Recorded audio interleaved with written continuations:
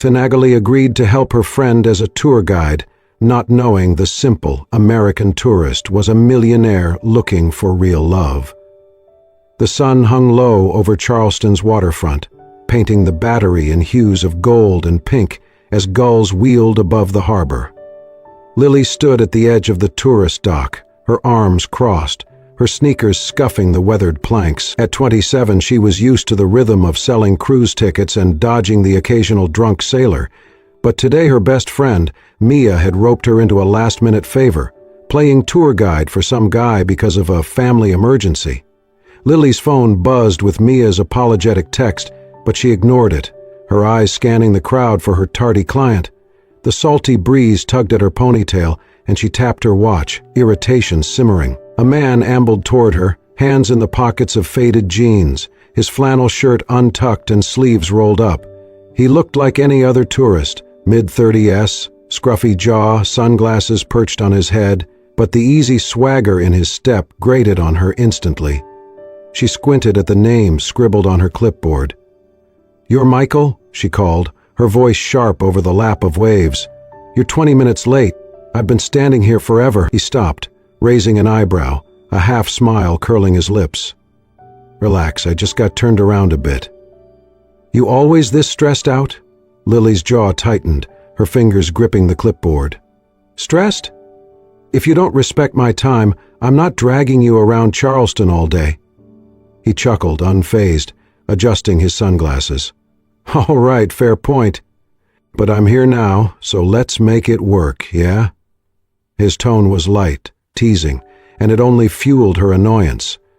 She exhaled through her nose, forcing a tight nod. "Fine, follow me. Boat's this way." She turned on her heel, striding toward the dock where a small tour cruiser bobbed, its engine idling. Michael kept pace, his boots thudding behind her, and she could feel his gaze, curious, maybe amused, burning into her back. They boarded, and she launched into her rehearsed spiel about Charleston's history, pirates, plantations, cobblestone streets, but her words clipped short whenever he interrupted with a question, each one oddly specific, like he already knew half the answers. "Why'd they build the Battery so low?"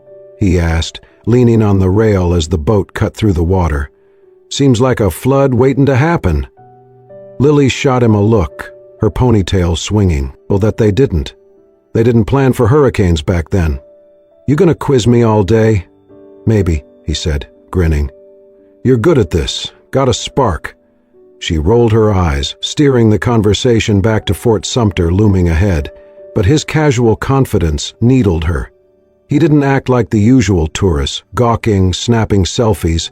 He watched her, not the scenery, and it threw her off.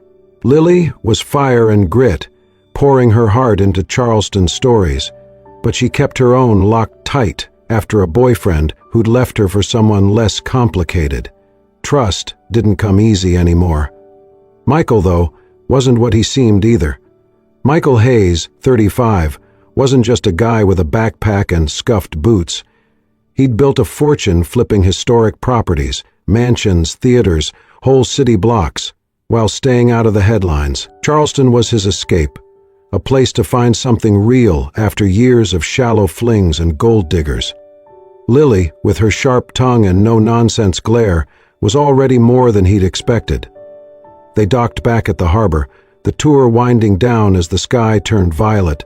Lily handed him a map for the next day's itinerary, her tone brisk. "Meet me at City Market 9 sharp. Don't be late again." He took the map, his fingers brushing hers for a split second, and leaned in just enough to catch her off guard. "You're a hell of a challenge, Lily," he said, his voice low, a wink flashing in his hazel eyes. "I like that." She froze, her cheeks warming despite herself, and muttered, "Whatever," before turning away. As his footsteps faded into the crowd, she stood there, clutching the clipboard, her heart tripping over itself. Michael Hayes was trouble, she felt it, but something in his grin made her wonder what kind of trouble he'd bring. The morning sun spilled over Charleston's cobblestone streets, casting long shadows as Lily waited at City Market, her clipboard tucked under her arm. She'd barely slept, Michael's parting wink from yesterday looping in her mind like an annoying song. At exactly 9 he appeared, still in jeans but with a fresh linen shirt, his hazel eyes scanning the bustling stalls until they landed on her. She ignored the flutter in her chest, nodding curtly. "Right on time for once," she said, turning to lead the way. "Let's move." They wove through the market, the air thick with the scent of sweetgrass baskets and fried oysters. Lily pointed out the vendors, explaining how Gullah women braided history into every weave, her voice warming as she spoke. Michael listened, his questions sharp, about trade routes, old families, the city's scars from war. "You know this place like it's your blood," he said, pausing at a stall to finger a woven coaster. "Born here?" "Close enough," she replied, sidestepping. "Grew up 10 miles out. You?" He shrugged, saying only East Coast, and she let it drop, but his vagueness gnawed at her. They moved on to Rainbow Row, its pastel houses glowing under the light. She rattled off dates and architects, but he kept circling back to her, why she stayed, what she loved, what kept her up at night. "You're nosy," she muttered, adjusting her sunglasses. "Curious," he corrected, his grin easy. "You're more interesting than these houses." She scoffed, but his sincerity disarmed her, pulling at threads she'd tied shut long ago. Lily loved Charleston's bones, the stories in its bricks, but she'd learned to guard her own after a lover who'd called her dreams cute before leaving. Michael's attention felt different, but she didn't trust it yet. They hit the Battery next, strolling past cannons and live oaks draped in moss. He asked about her favorite spot, and she hesitated, then pointed to a quiet bench overlooking the harbor. "There," she said. "Sunsets hit different." He nodded like he was filing it away, and she wondered why it mattered to him. By noon they landed at a hole-in-the-wall diner on King Street, its ceiling fans humming over checkered floors. Lily ordered shrimp and grits. Michael got a burger, joking about needing real food after her history lessons.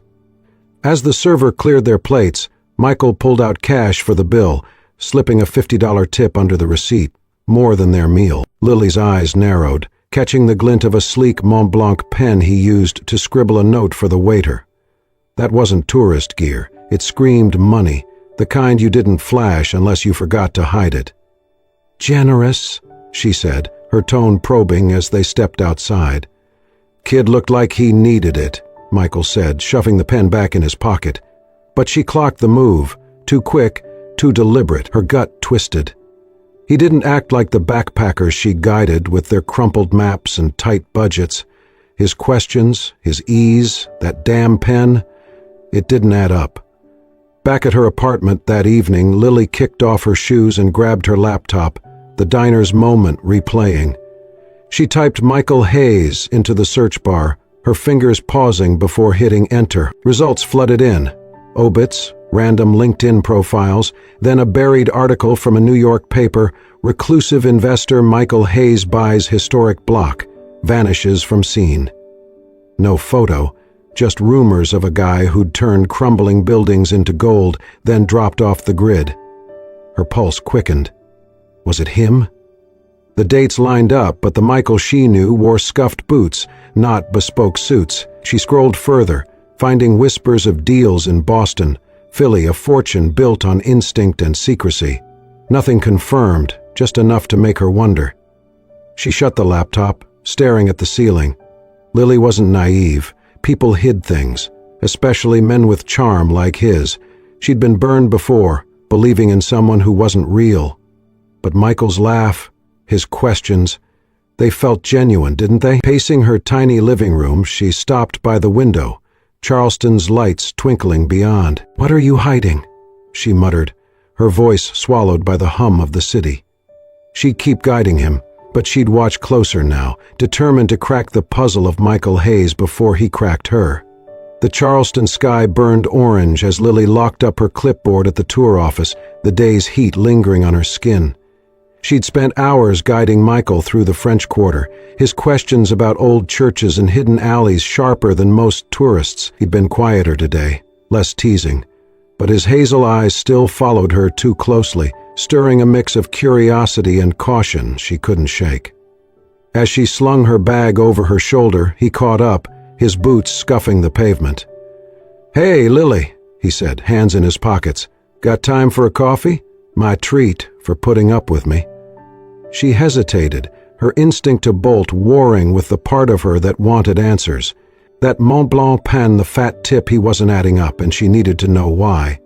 "Fine," she said, keeping her tone brisk. "One coffee. There's a place on Meeting Street." They walked in silence, the city's hum of bicycles and horse carriages filling the gap. At Husk's tiny cafe they grabbed a corner table, the air thick with roasted beans and jazz from a tinny speaker. Lily sipped her latte, watching him over the rim. Michael leaned back, his linen shirt creased from the day, and started small, asking about her favorite Charleston festival, her worst tour group. She answered curtly at first, but his easy laugh pulled her in, and soon she was talking about Spoleto, the crowds, the music that made her feel alive. He listened hard, like her words were a map he was memorizing, and it threw her. Most guys tuned out. He didn't. "You're not like other guides," he said, stirring his black coffee. "You don't just recite facts. You feel this place." She shrugged, her guard still up. "It's home. You? What's your deal? You dodge every question about yourself." Her voice had an edge, testing him. He set his mug down, his smile fading. "Fair enough. I've been running from my life, I guess. Used to work in real estate, big deals, old buildings, cities like New York, Chicago. Made a lot of money." He paused, his fingers tapping the table. "Too much, maybe. Got tired of it, the suits, the handshakes, the emptiness. Came here to slow down, find something real." Lily's grip tightened on her mug, her mind flashing to the article she'd read. "Real estate," she repeated, her tone flat. "You mean flipping houses?" "More like neighborhoods," he said, then caught her look and leaned forward. "Look, I'm not bragging, I'm just saying I'm not that guy anymore. I want meaning, not another deal." Her pulse jumped, the pieces clicking too fast. "So you're what? A millionaire playing backpacker?" she said, her voice rising.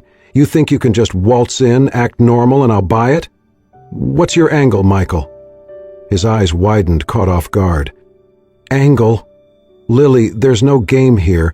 I told you because I like you. I wanted you to know me, not some cover story." She stood, her chair scraping the floor, her face hot. "You don't get it. I don't trust people who hide things, and you've been hiding this the whole time. I'm not your charity case or your little adventure." She grabbed her bag, ignoring the stares from nearby tables, and stormed out, the cafe door slamming behind her. The street was humid, dusk settling over the gas lamps. She heard him follow, his voice urgent. "Lily, wait." He caught her arm gently and she spun around, glaring. "I'm sorry," he said, breathless. "I didn't mean to blindside you. I wasn't hiding, I didn't want you to see me as a bank account. I wanted you to see me." Her chest heaved, his words hitting softer than she expected. His face was open, raw, not the smug grin she'd braced for. "You should have said it up front," she snapped, but her voice wavered. "I don't like being played." "I'm not playing," he said, stepping back, giving her space. "I'll prove it. Let me finish the tour. No secrets, no strings. Just let me show you." She crossed her arms, staring at the cobblestones, her heart a tug of war. He sounded sincere, but she'd heard pretty words before. Still, cutting him off felt wrong. "One more day," she said finally, her eyes hard. "Mess it up, and I'm done." He nodded, relief flickering in his gaze. "Deal." As she walked away, her steps heavy, doubt clung to her like the evening heat.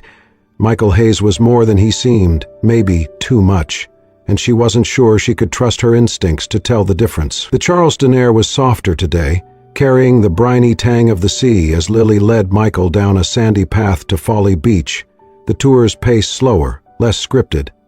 After their coffee shop clash, she'd kept him at arm's length, but he hadn't pushed. His questions stayed light, his grin cautious, like he was walking on glass. She pointed out the lighthouse in the distance, its white tower stark against the blue, and rattled off facts about shipwrecks. Her voice steady, but Michael nodded, hands in his jeans, his hazel eyes catching hers whenever she glanced his way. They wandered to a quieter stretch, dunes fringing the shore, and sat on a driftwood bench. the waves a rhythmic hum. He asked about her life beyond tours, what she'd do if money wasn't a cage. She hesitated, her sneakers digging into the sand. "I'd open a cultural center," she said, almost shy. "A place for Charleston stories, gullah music, old recipes, history kids could touch." "Dumb, probably." "Not dumb," he said, leaning forward, elbows on his knees. "Sounds like you, saving what matters." His tone was warm, no trace of the slick charm she'd braced for. It loosened something in her, and they talked longer, about street festivals, her dad's low-country boils, the way she'd sketch houses as a kid, dreaming of their secrets. Later they hit Middleton Place, its gardens a maze of camellias and ancient oaks. Michael trailed her through the paths, asking about her favorite memory here. "Summer concerts," she admitted, pausing by a reflecting pool. Lying on the grass, music everywhere, felt like the world made sense. He smiled, like he could see it, and she wondered why his quiet felt so safe. That night they ended up back at the beach, the tour long forgotten. The moon hung low, silver light rippling on the water as they sat on a blanket she'd grabbed from her car. Michael stared at the horizon, his usual ease gone. "I got burned once," he said, voice low. "Girl I thought I'd marry. She loved my wallet, not me. Ran off with half my savings when I proposed. Taught me to hide who I am." Lily's breath caught, her fingers twisting the blanket's edge. His hurt mirrored hers, raw and unpolished. She swallowed, then spoke. "Mine was simpler.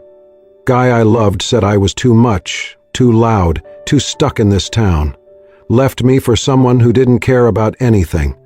Her voice cracked and she looked away, the waves blurring. Michael turned, his gaze steady. "He was wrong.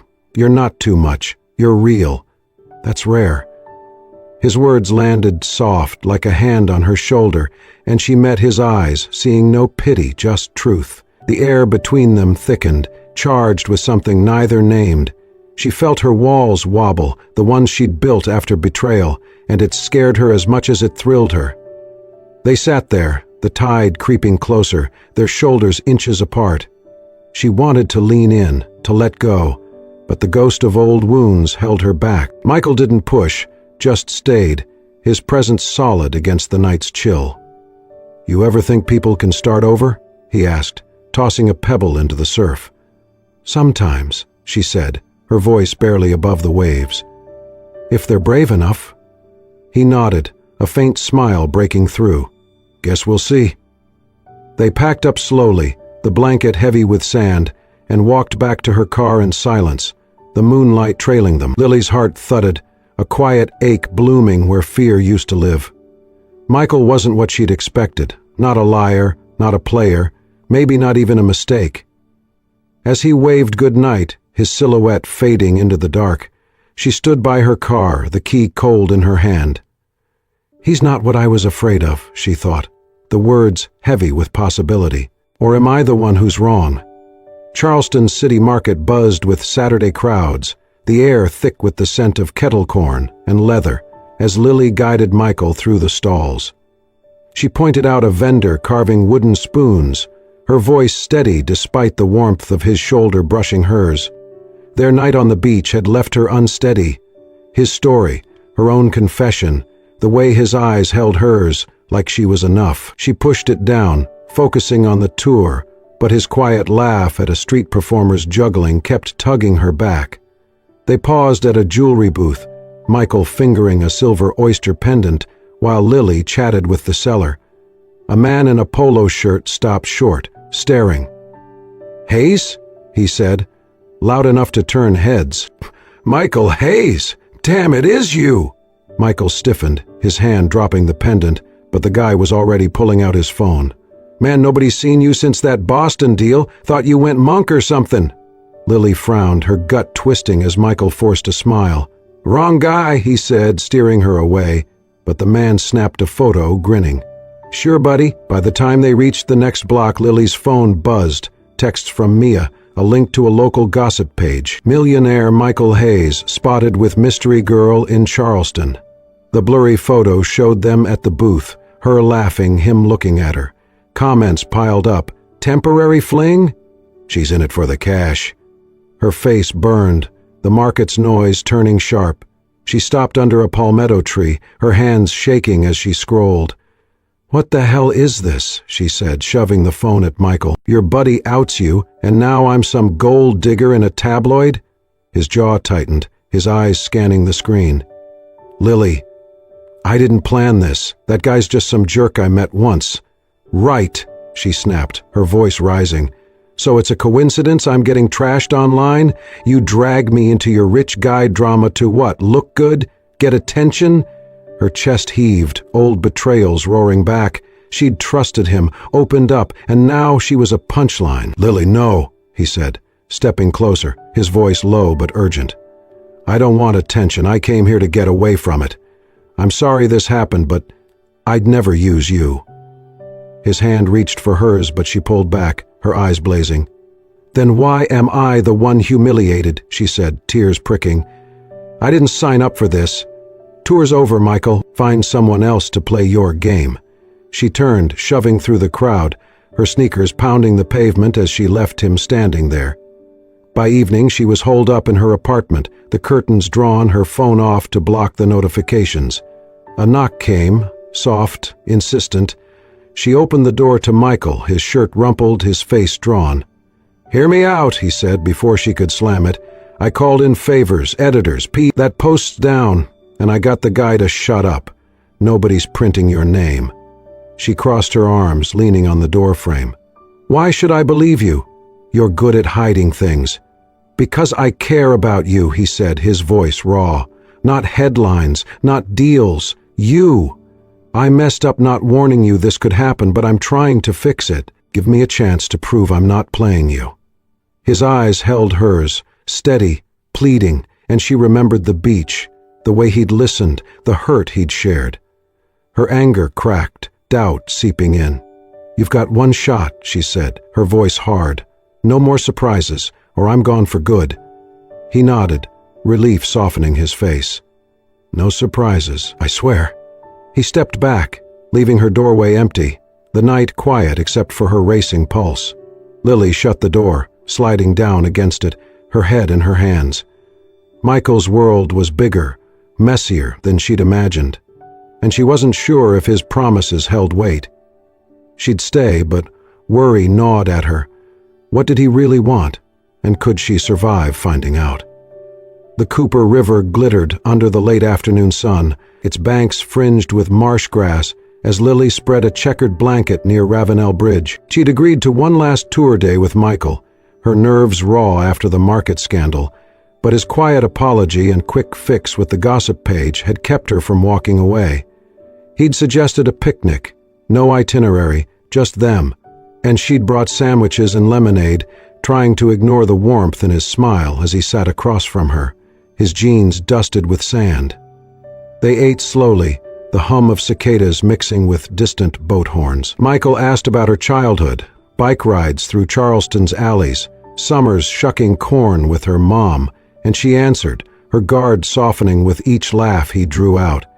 He shared less, but when he did, stories of sneaking into abandoned buildings as a kid, chasing ghosts of history, she saw the man beneath the money, the one who'd chosen her beach confession over a penthouse. Still, doubt lingered, heavy as the humid air.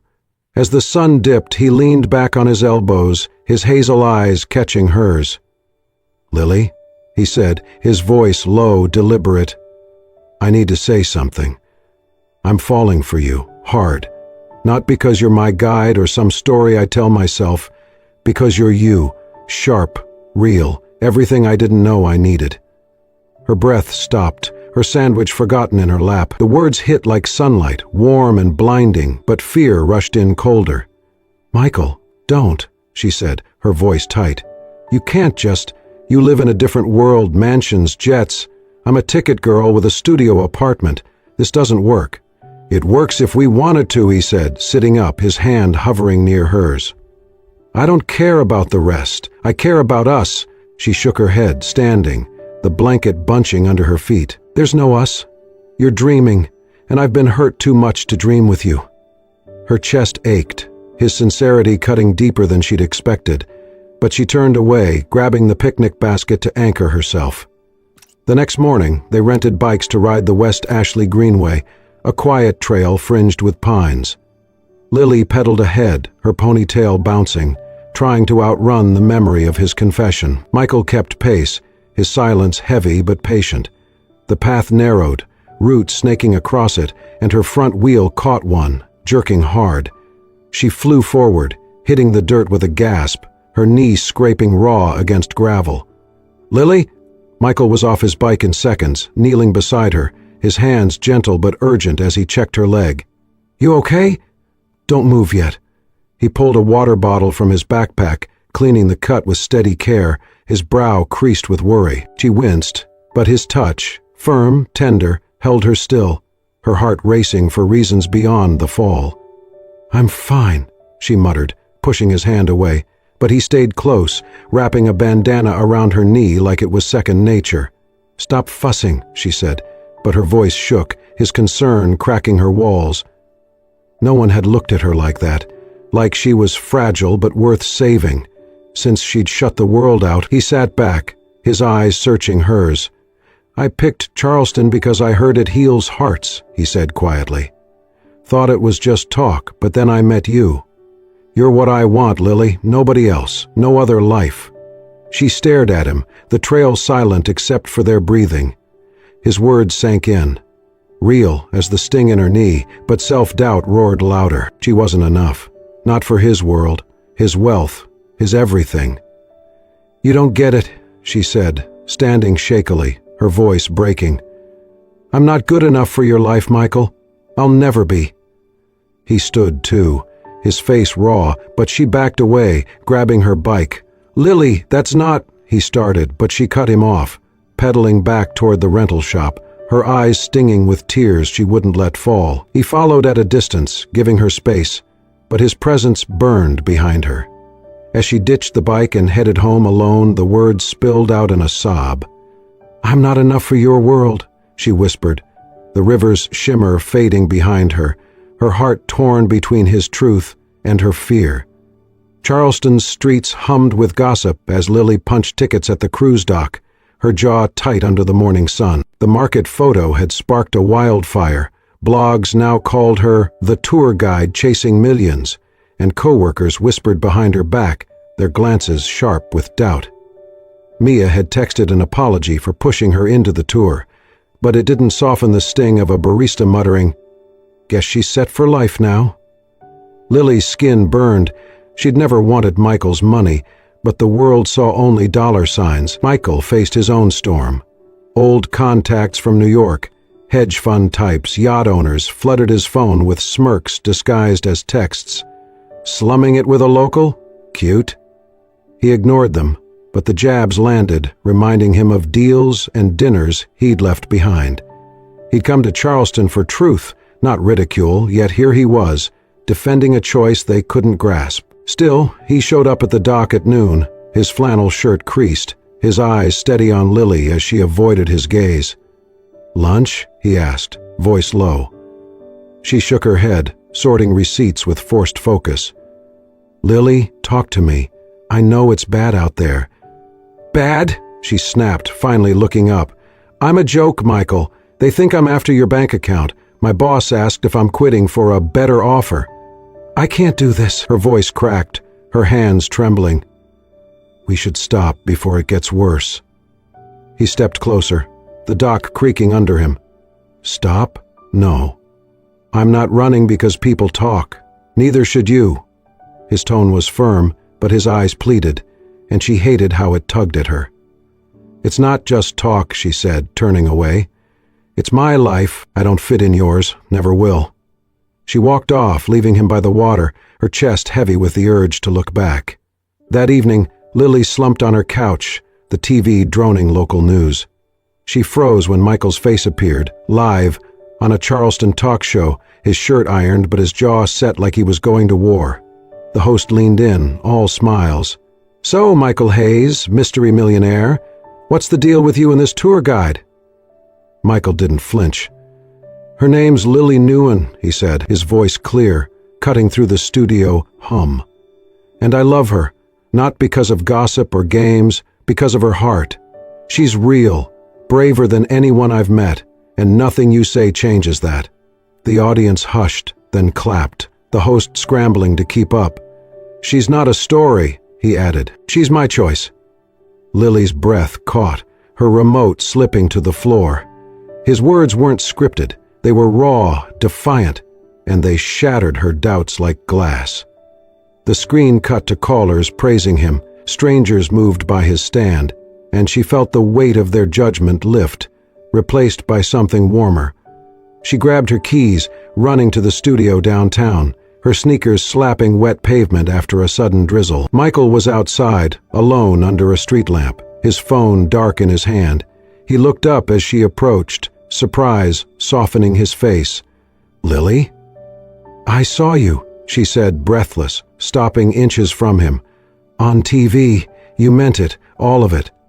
"Every word," he said, stepping closer, raindrops clinging to his hair. "I'm all in, Lily. Are you?"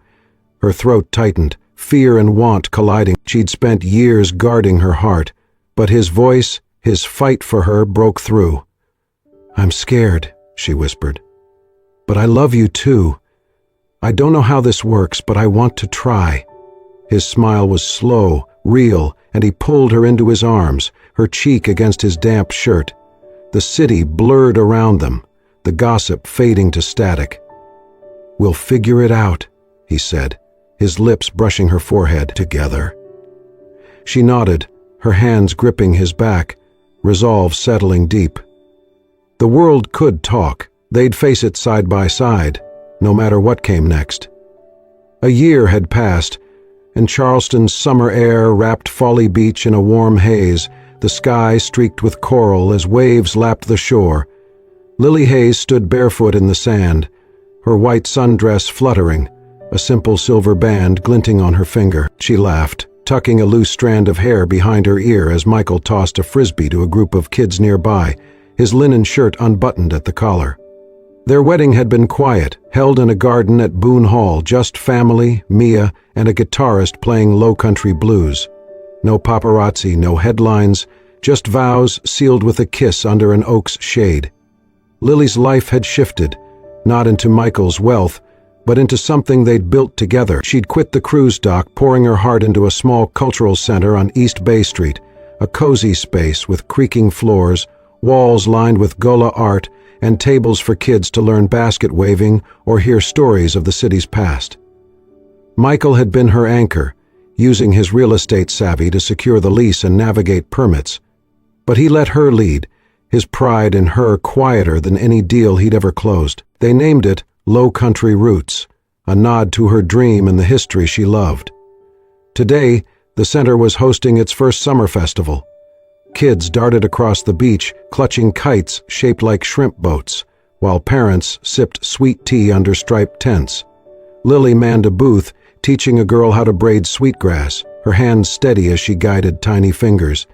Michael joined her, carrying a tray of lemonade, his grin wide. "You're natural," he said, setting the drinks down. "This place, it's you, Lily." She smiled, brushing sand from her hands. "It's us. Couldn't have done it without you." He kissed her temple, quick and soft, and she leaned into him, the crowd's chatter fading to a hum.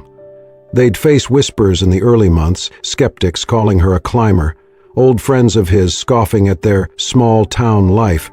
But the noise had dulled, their love was louder, rooted in mornings brewing coffee together, nights planning events over takeout, moments like this, where the world felt right.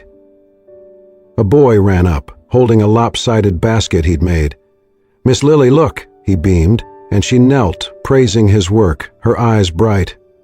Michael watched, his chest tight with something deeper than pride.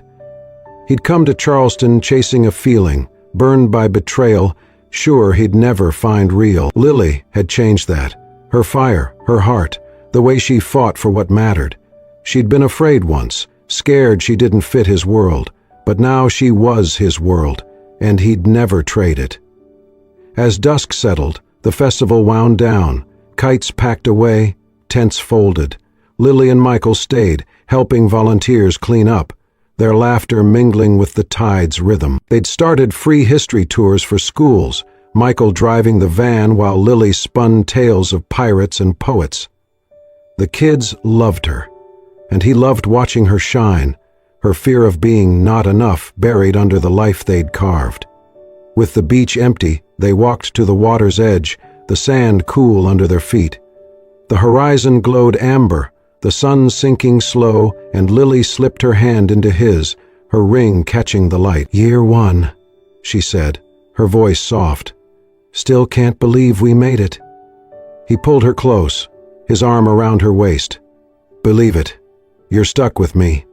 She laughed, nudging him, but her eyes held his, warm and sure. They'd faced doubts, scandals, her own ghosts of heartbreak, and come out stronger, not because of money or luck, but because they chose each other every day. The waves rolled in, gentle and steady, and they stood there, silhouettes against the fading day. Charleston stretched behind them, its spires and secrets a quiet witness to their story, a tour guide who'd sworn off love, a millionaire who'd hidden his heart, finding home in each other's arms. As the last light vanished, Lily rested her head on his shoulder, the sunset sealing a truth. Their love wasn't just real, it was unbreakable, a tide that would carry them through anything. Charleston's sunset faded to a soft purple, the waves whispering against Folly Beach as Lily and Michael stood hand in hand, their shadows blending into the sand. What started with a missed tour and a sharp exchange blossomed into a love that weathered gossip, doubt, and the weight of different worlds. Lily, once guarded by heartbreak, found courage in Michael's steady heart, while he, a man cloaked in wealth's shadow, discovered truth in her fire. Together, they built more than a cultural center, they built a life, proving that love doesn't need riches, only the bravery to choose it. Their story, born in Charleston's cobblestone heart, reminds us that sometimes the greatest journeys lead not to places, but to people who change everything. If Lily and Michael's tale stirred your soul, how a tour guide's spark met a millionaire's search for real, how they fought for love against all odds. I hope you enjoyed this thrilling journey. On a scale of 1 to 10, how would you rate this story? Let me know in the comments below. Your feedback inspires more epic tales.